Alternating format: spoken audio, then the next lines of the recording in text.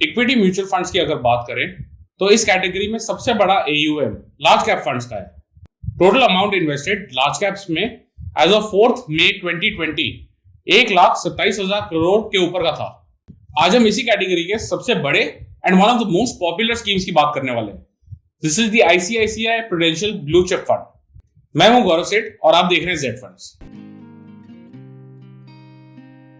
इससे पहले कि हम ICICI Prudential blue chip fund के डिटेल्स में जाएं, let's take a look at large cap funds होते क्या है।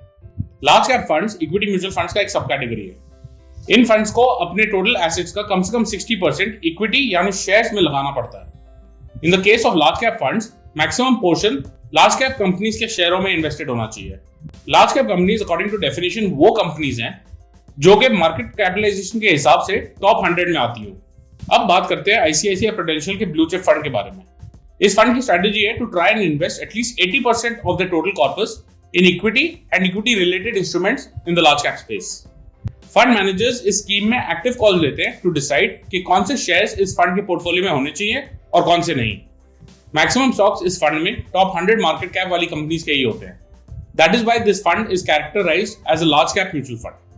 इस फंड की एक और खास बात यह है कि this fund follows a benchmark hugging approach. मतलब कि इसके पोर्टफोलियो में चुने हुए stocks are well diversified across sectors, ठीक उसी तरह जिस तरह के किसी इंडेक्स में होते हैं। इसके कारण देखा गया है कि इस फंड के रिटर्न्स जो हैं वो बेंचमार्क से बहुत ज्यादा दूर नहीं रहते। अब चलिए इस फंड के कुछ फैक्ट्स पर नजर डालते हैं। एज ऑफ 31 मार्च 2020 इस फंड का टोटल एसेट्स अंडर मैनेजमेंट यानी AUM 18,900 करोड़ रुपए का था और इसका एक्सपेंस रेशियो 2.05% का था। ICICI प्रूडेंशियल ब्लू चिप का NAV 31 मार्च को 31.79 रुपीज का था। अप्रैल महीने में मार्केट की अच्छी परफॉर्मेंस की वजह से यह NAV बढ़कर 30 अप्रैल को 36.23 रुपीज पर बंद हुआ। देखते हैं इस फंड के पिछले कुछ सालों में परफॉर्मेंस कैसी रही है। जैसा आप देख सकते हैं पिछले एक साल में इस फंड की परफॉर्मेंस अच्छी नहीं रही, but this has been the case with most equity funds because of the crash in March due to the corona virus pandemic. 7 या 10 सालों की इस फंड की परफॉर्मेंस की बात अगर करें तो the performance has been quite good. In fact अगर आप इसके बेंचमार्क से कंपेयर करके देखेंगे तो जैसा मैंने पहले बताया था, इस फंड का परफॉर्मेंस बेंचमार्क से बहुत अलग नहीं होता। अगर हम इस फंड की इंसेप्शन से रिटर्न्स की बात करें तो 2008 में शुरू हुए इस फंड ने तब से अब तक एवरेज में 10.79% का रिटर्न दिया है। अगर आप इस फंड में इन्वेस्ट करना चाहें तो the minimum amount to invest is 100 rupees, सिर्फ 100 रुपए, और मैक्सिमम पर कोई लिमिट नहीं है। आप चाहें तो अपनी इन्वेस्टमेंट्स लमसम में कर सकते हैं यानी एक ही बार में, या फिर SIPs में कर सकते हैं। पर ध्यान रहे, मोस्ट इक्विटी फंड्स की तरह इसको भी बेचने पर एग्जिट लोड लग सकता है। अगर आप खरीदे हुए यूनिट्स एक साल के अंदर अंदर बेचते हैं तो आपको NAV पर 1% का एग्जिट लोड लगेगा। अगर आप इन यूनिट्स को एक साल से ज्यादा तक होल्ड करते हैं और फिर बेचते हैं तो इस पर कोई एग्जिट लोड नहीं है। लास्ट में चलिए देखते हैं कि ICICI Prudential blue chip fund पर होने वाले गेन्स पे टैक्स की क्या एप्लीकेबिलिटी है। क्योंकि ये फंड प्रिडोमिनेंटली इक्विटीज में इन्वेस्ट करता है तो इस पर टैक्स रेट भी ठीक उसी तरह लगता है जैसे कि इक्विटीज पर।